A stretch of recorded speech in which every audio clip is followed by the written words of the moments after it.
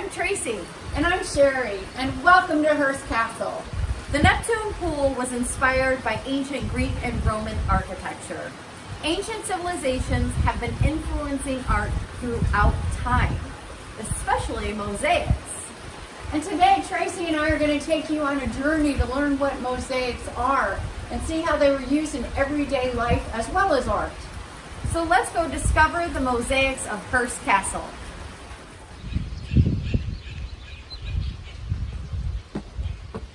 This is the front door to Hearst Castle. Behind this door is a Roman mosaic. Let's go check it out. What are we looking at right now? Well, this is a mosaic.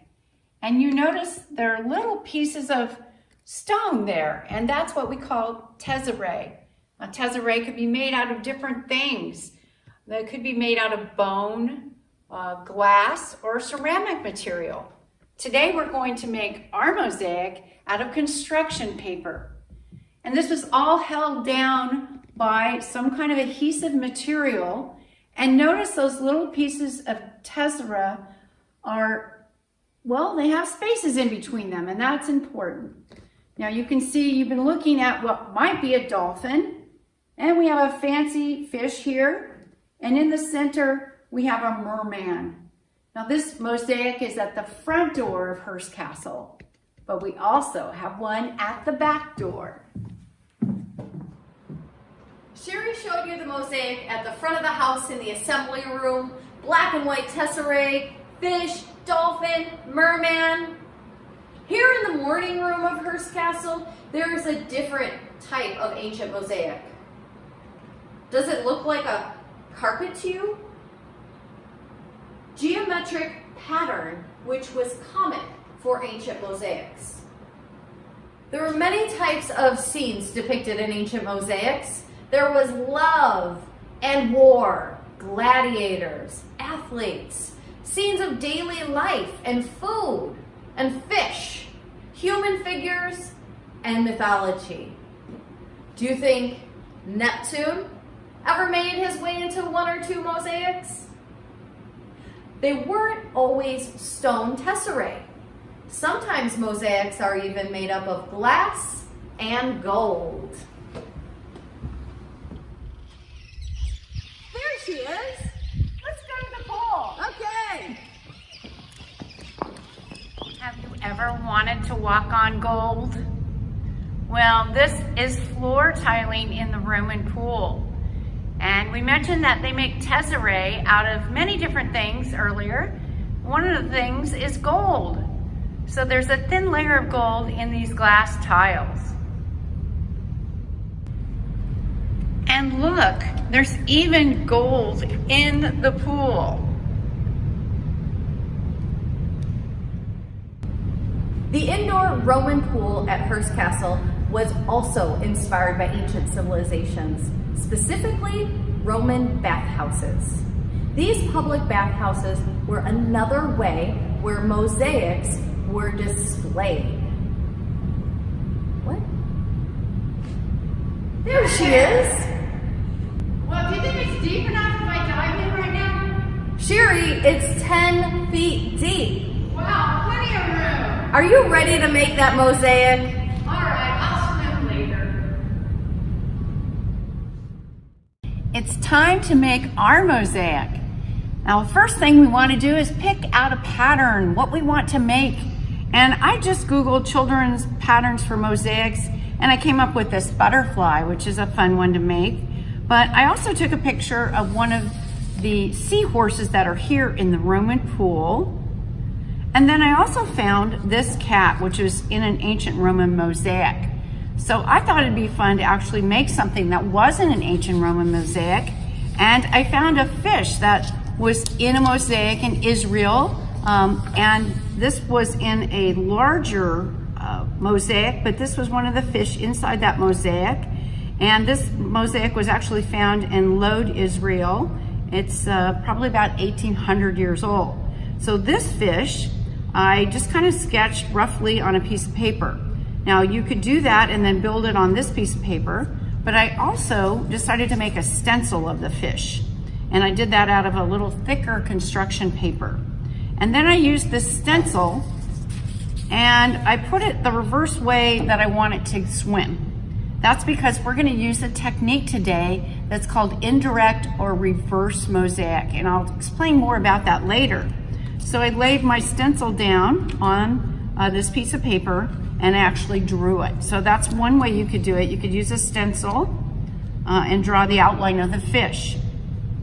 So I have him on my brown piece of paper today, which is what I want to use when I'm making this mosaic.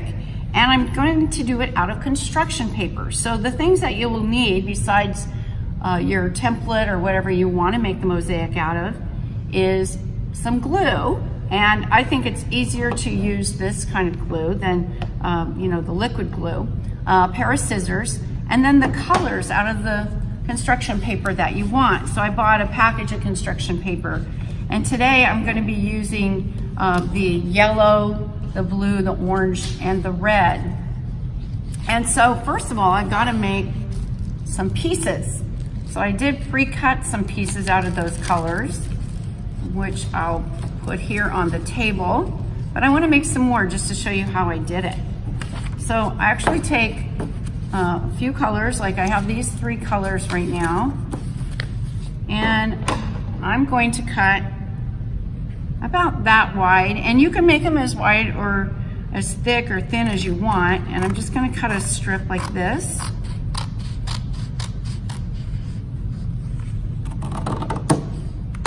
And they can be different sizes because you can use irregular sizes in mosaics. They use regular and irregular sizes.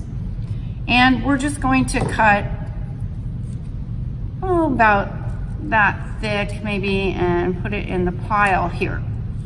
So we have our piece of paper here, and I think the easiest thing to do is to actually start building the outline of the fish first.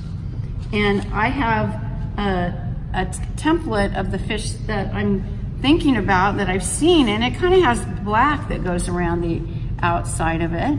And so what I'm going to do is find the pieces of black. So I can just spread these out. And now there's a couple ways I could do this. I could actually glue it and then put it down right now, one at a time. But then if I don't like the way it looks, I would have to take it back up again. So I really like this, what they call an indirect or reverse method. And that is that I'm going to build my mosaic without putting any glue down at first. And this is sort of how they did the Roman pool as well, not with a glue stick and construction paper, but the same kind of method. So I'm going to take these thin strips of black and place them around the outside of the fish. Now notice I'm leaving space in between, and that's really important because that's one of the things that makes it a mosaic. If I put them together and they're overlapping, that would be more like a collage and not a mosaic. So I'm going to do the black around the outline, and then maybe my next layer would be red. And so I'll take some red squares, and oops, sometimes they get away from you. So you just keep building this mosaic as you go. And well, I think I'll speed things up just a little bit.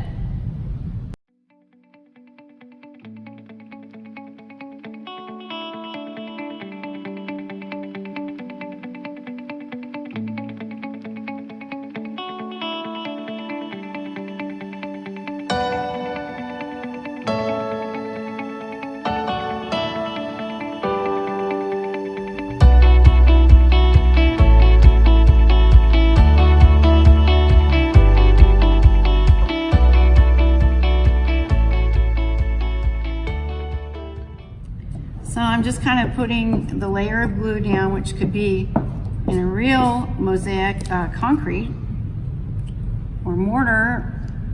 And then I'm going to take this piece that has the glue on it and put it over the other piece. Try to get it as straight as possible. Lay it down. And then I'm going to press it, and hopefully picking up all our pieces. So let's turn it over, and I'll pull this paper off and we'll see what happens. Look! He's swimming in the correct direction now. And I might have to adjust a couple of things, although this looks pretty good. And here's our fish. Shari, that is a great mosaic. Well, thank you, Tracy. And not everybody's mosaic will look the same because that's what art is, your interpretation. So even if you made a fish, it might look a little different, but it's all perfect. And Shari's fish fits right in with the theme here at the indoor Roman pool. Aquatic sea life, fish, mermaids, sailboats, seahorse. Great job, Shari. Thank you all for joining us. Thank you.